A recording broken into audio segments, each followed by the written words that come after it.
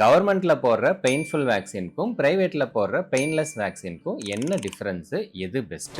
சிம்பிளா சொல்லணும் அப்படின்னா, கவர்மெண்ட்ல போடுற வேக்சின்ல வந்து பார்த்தீங்கன்னா, ஹோல் செல் பெர்டூசிஸ் இருக்கும். அதாவது அந்த பெர்டூசிஸ் கிருமி வந்து முழுசா இருக்கும். பிரைவேட்ல போடுறதுல ஏசெல்லுலார்னு சொல்லுவோம். ஸோ செல்லோட ஒரு பார்ட் மட்டும் இருக்கும். ஸோ முழுசா இருக்கிறதுனால அந்த இன்ஜெக்ஷன் போடும்போது குழந்தைங்களுக்கு வந்து வலி, வீக்கம், ஃபீவர் எல்லாமே வரும். அதனால வந்து அதை பெயின்ஃபுல் வேக்சின் சொல்லுவோம். இந்த பக்கம் அது அந்த மாதிரி சைடு எஃபெக்ட்ஸ் வராது. ஸோ அதனால அது பெயின்லெஸ் வேக்சின் சொல்லுவோம். ஸோ இப்போ இதுல ப்ரொடெக்ஷன் லெவல் வந்து பாத்தீங்க அப்படின்னா 2 வேக்சினுமே 5 வயசு வரைக்கும் உங்க குழந்தைக்கு பெர்டூசிஸ் வராம பாதுகாக்கும். ஈக்குவலி எஃபெக்டிவ் அரௌண்ட் 85 to 90% வந்து ப்ரொடெக்ஷன் எஃபெக்ட் இருக்கு. 5 வயசுக்கு அப்புறமா பாத்தீங்க அப்படின்னா ஹோல்செல் பெர்டூசிஸ், அதாவது கவர்மெண்ட்ல போடுற வேக்சின் வந்து கொஞ்சம் எக்ஸ்ட்ரா ப்ரொடெக்ஷன் கொடுக்கும். ஏன்னா அது வந்து லாங் லாஸ்டிங் இம்யூனிட்டி வந்து குழந்தைக்கு கொடுக்கும். அண்ட் ஒன் மோர் பாயிண்ட் நீங்க ஞாபகம் வச்சுக்க வேண்டியது, குழந்தைங்களுக்கு 5 வயசு வரைக்கும் அந்த பெர்டூசிஸ்ன்ற வியாதி ரொம்ப காமன். அதுக்கப்புறம் ரேர் தான். ஈவன் அப்படியே வந்தாலும் ரொம்ப மைல்டா தான் இருக்கும். ஸோ ஆஸ் அ பேரண்டா நீங்க என்ன டிசைட் பண்ணிக்கலாம்னா, குழந்தைக்கு வந்து வலி வீக்கெல்லாம் எதுவும் வரக்கூடாது, ரொம்ப அழக்கூடாது, கம்ஃபர்டபுளா இருக்கணும், வேக்சினும் போடணும் அப்படின்னு நினைச்சீங்கன்னா நீங்க வந்து பெயின்லெஸ் வேக்சின் சூஸ் பண்ணிக்கோங்க.